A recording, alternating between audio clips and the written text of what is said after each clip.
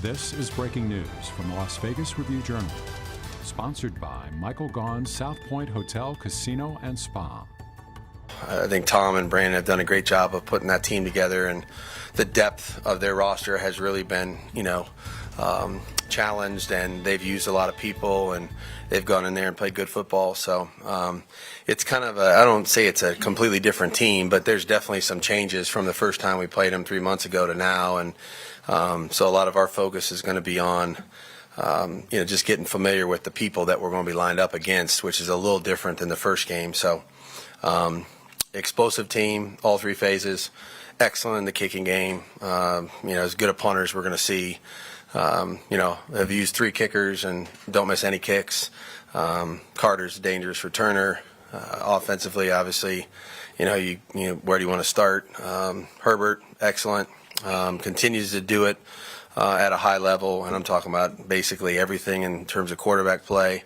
Eckler, 80 catches, leads league in yards after catch, hard to tackle, touchdown maker. Obviously, scores a lot of points every year he's in the league, and I know they're getting some of their receiving weapons back too. So, big challenge for us on defense, and then defensively, Mac gave us fits in the first game. Derwin James, all over the field, as good a safety as we see. No doubt about it. Really good blitzer, good in coverage, finds the ball, gets it off of people. Got it off Arizona the other day. And they've played a lot of bodies on defense, which, like I said, is a tribute to Brandon and what he's been able to do, with the depth on the roster. So a lot of good football players. Big challenge in all three phases. Josh, when you're putting your weekly practice schedule and all that together, especially this time of year, what's kind of the calculus on when to actually practice, have a walkthrough like you're doing today? And has that changed over the years when you're starting to think more above the shoulders than the physical part of it? Yeah, I think you just gotta know where your team's at and what they need. I think that the healthier you are, the more you need contact, then you start, using the padded days a little bit more. I think just for our team, we had an earlier bye, so whenever you have an earlier bye, you just got to make sure you kind of look at the whole season in totality and try to figure out where you might be able to catch up on a little bit of, rest/recovery. So this was kind of a stretch that we kind of had earmarked, like, we're going into we know the Thursday game's coming up, next week. And so just trying to keep our team as fresh as we can. We've gone through some different things where we've had some different bodies in there. So the longer days with the walkthroughs have helped us get just mental reps and communication nailed down. And we certainly don't use them every week, but it's been helpful for us, I'd say, the last couple weeks here. Are players involved in that at all? Do you lean on them a little bit? Yeah. I definitely I'm aware of how they feel and where they're at. I try to take in as much information as you can from the staff and the players, and hopefully make the right decision for the team, every week.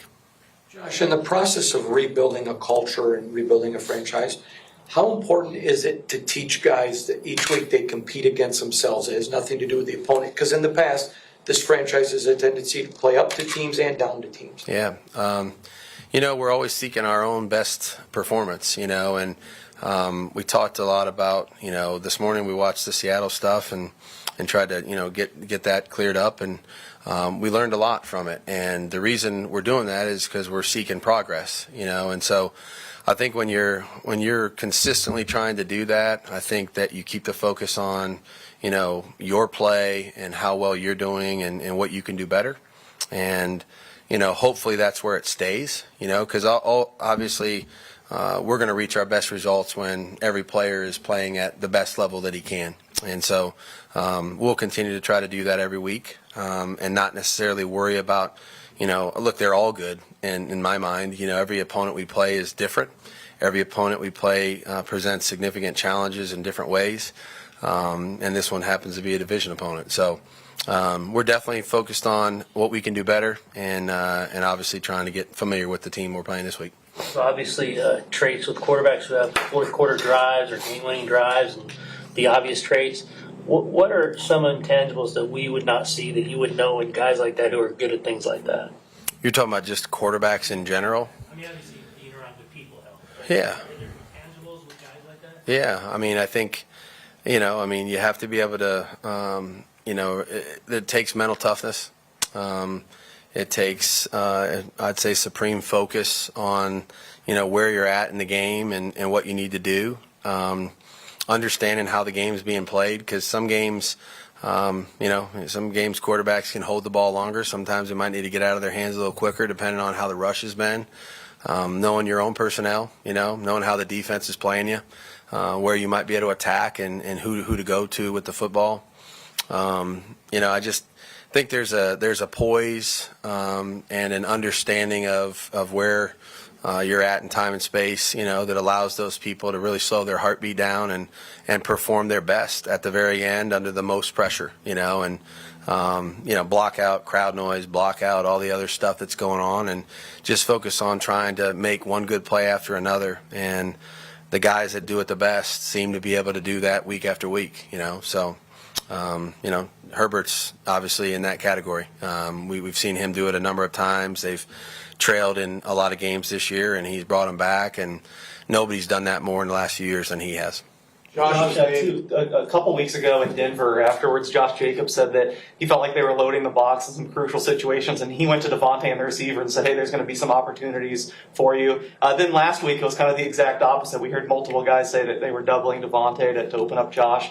I know you've always consistently said that, the defense gets the votes and things, but has it been even more pronounced with the season those two guys are having, creating opportunities for each other? I think we've seen a healthy dose of honestly both.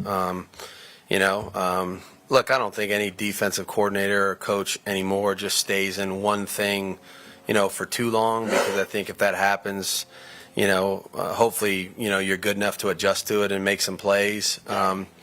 But we've seen a lot of different things, and certainly, players that are producing at a high rate, they get a lot of attention. And so there's a lot of different ways to do that. I'd say every week we've probably seen a different, stab at that. And we're doing the same thing on defense. We're trying to figure out how do we slow down, Allen and Williams and Eckler and Herbert and those kind of things. So it's a great challenge every week. I think our players are really learning how that works, and they try to take this away and we got to try to do this, and then they take this away and we got to try to do something else, So there's a game within the game. Sometimes it doesn't declare until the game is, a quarter and a half into it, and then you kind of figure out kind of what the plan is that you're going to see all day. And we got smart guys. Those two guys you just mentioned, they're very adept at understanding the way the game is going and how that presents opportunities for themselves. Josh was named the AFC Offensive Player of the Week today. When you went back and looked at the tape from Sunday, did anything jump out even more than what you saw in person on Sunday? Yeah, his effort, toughness, I thought was, it stood out, obviously, in the running game. I thought he did some good things in the passing game, and he's improving. I think he's improving his repertoire. He's improving his route tree. He catches the ball very well, obviously, and he did some things in terms of the little things in the game that probably don't get discussed a whole lot. Blitz pickup. They tried to get us a couple times, and he had his eyes where they should have been, and he got his job done.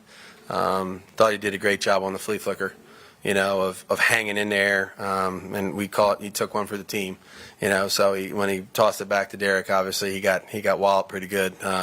But little things like that, he's unselfish. He'll do whatever you ask him to do. So if it's blitz pick up 10, 15 times a game, he'll do it. Catch passes, block, chip.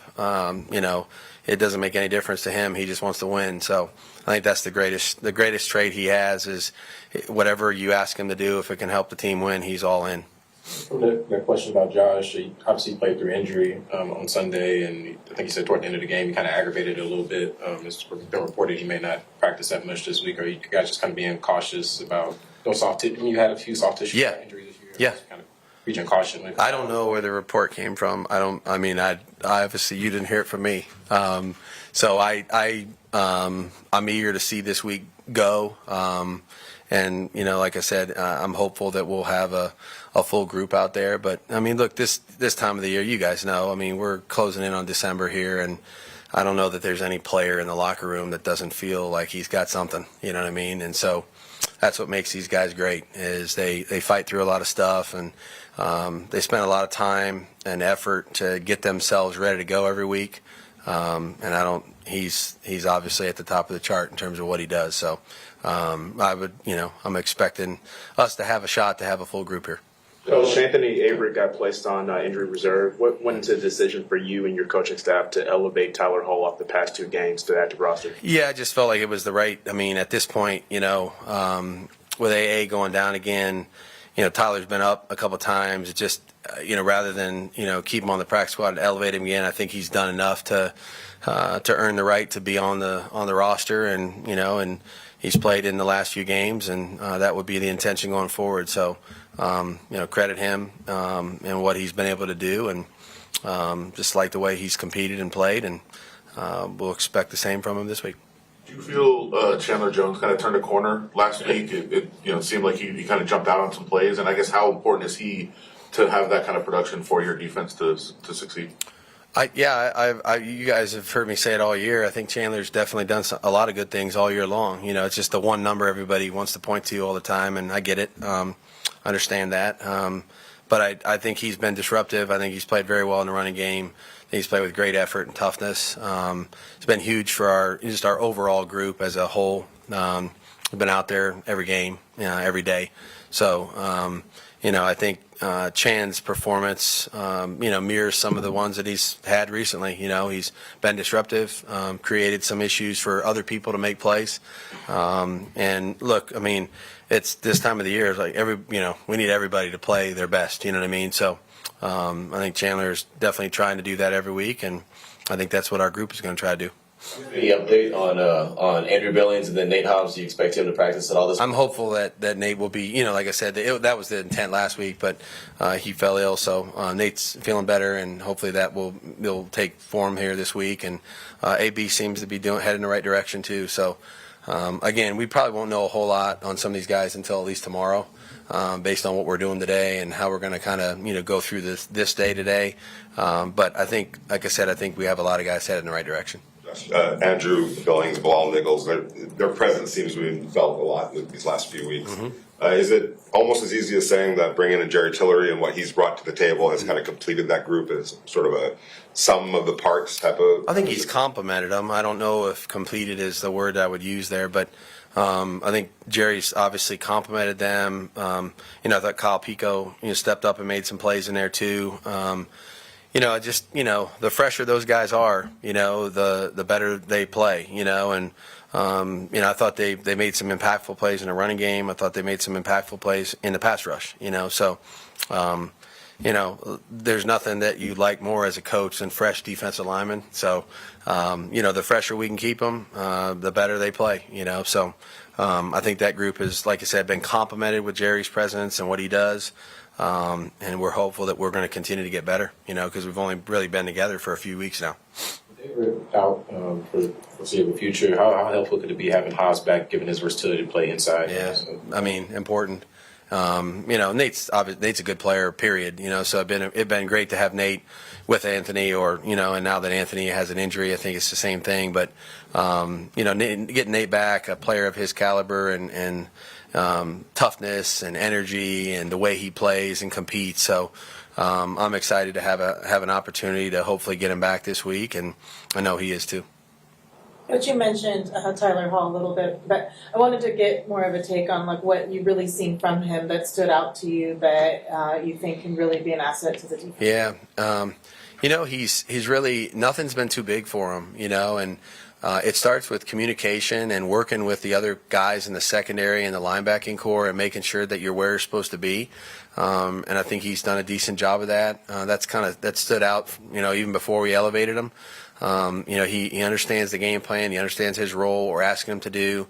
He tries to play his assignment the way he's been coached to play it, which I love. And he competes, he tackles, he competes in coverage, and he plays hard. And so for a young guy like that. You know, he brings some speed and some burst to our defense and some toughness. And like I said, there's a maturity to him, even though he's a young player. There's a maturity to him. You know, when he's listening to the call, he's hearing the communication from the safeties. Like he's locked into it, and he's rarely made mistakes relative to pre-snap, you know, decisions. So again, that's the way you earn playing time. You know, you get an opportunity and you make the most of it, and then you earn more. And he's a good example of that. George, I know it didn't end up being a factor in the game, but Amir Abdullah's celebration obviously wasn't intentional. Yeah. Is there a discussion after the game? Yeah, we talk. I mean, look, Amir would never disrespect anybody. We've seen him do that before. You know what I mean? After touchdowns, and I don't really get much into telling guys what to do when they score, but I think, you know, just being smart, making sure that you're not around anybody from the other team. Obviously, that was the message, and our players understand that. We don't want to hurt ourselves. You know, we ended up kicking off from the 20, 25-yard line, whatever it was, and that's tough on the kickoff team. So Amir's an unselfish guy. Would never do that intentionally, and you know, but we've addressed those kind of things. You know, because whether it's on the extra point team, after you score a touchdown, celebration penalty, whatever it is, it hurts somebody else. You know, so. Hopefully we don't have any more of those. Does it feel like Amir is getting his groove in the kick return game? Yeah, I mean, Amir's contributed in a lot of ways. You know, I mean, obviously you guys see him as the kick returner, and there's statistics that go with that. But you know, he's playing gunner. You know, he's run down the kickoff team. He scores a touchdown on third down, converts a few other third downs.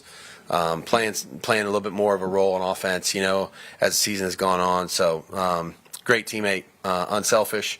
Obviously, he's got skill, makes some impactful plays in the kicking game and on offense. So, love having Amir. And like I said, he's that guy that no matter what you tell him to do, he's going to do it. You know what I mean? And he wants to help the team in any way that he can. So, I think it's a really good example for our rest of our guys.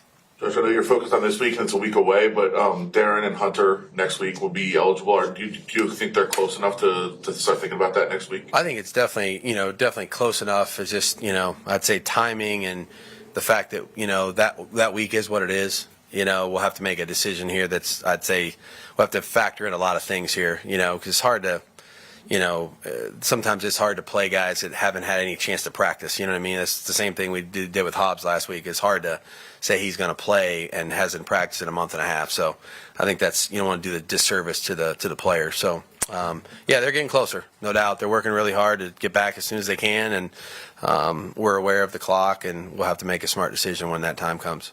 So I guess. All right. Good to go. Thank you. You've been watching Breaking News from the Las Vegas Review-Journal, sponsored by Michael Gaughan's South Point Hotel, Casino, and Spa.